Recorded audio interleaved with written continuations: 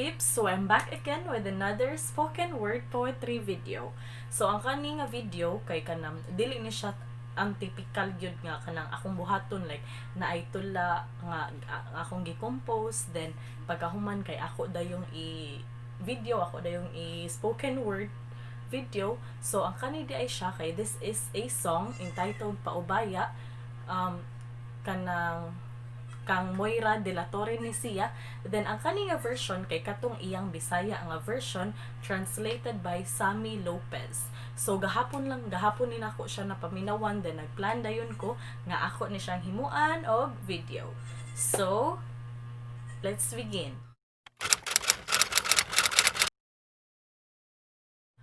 Asa nagsugod nagbag-o ang tanan, katong di na ako ang sulod sa imong dughan, nganong wa ka gasulti sa sinugdanan pa lang.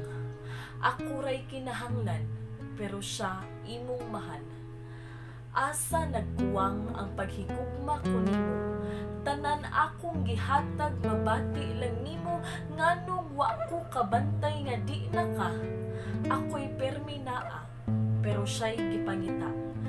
Pero kung lipay ka uban niya, dili na nako pugson pa. Ang ako lang hangyo niya, di ka pahilakon ug ampingan kaniya. Karon nagsugod ang pagpamakak nimo, ang imong giingon nako ako ang gipangga mo. Nganong wa ka nitug-an nga naa nay uban, gigakus ko nimo taman, imo rasad gibuhian. Pero kung lipay ka uban niya, dili na nako pugson pa. Ang ako lang hangyo ngadto niya, di ka pahilakon ug ampingan kaniya. Wa nako damha diri rataman, ako man tatoy una pero siya ang nihuman. Klaro man gyud sa imong mga mata ug nganong gipili mo siya. Lisod gyud labanan andi para sa ato. Di na nako pugson bisag ikaw ang gihandom, kay lahi imong gusto. Siya, di ako.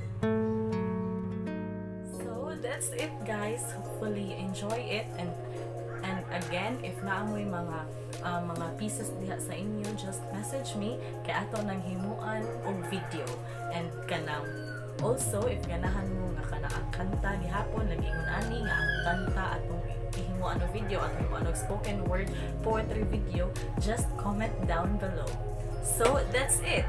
Hopefully you enjoy the video guys. Hopefully you like it.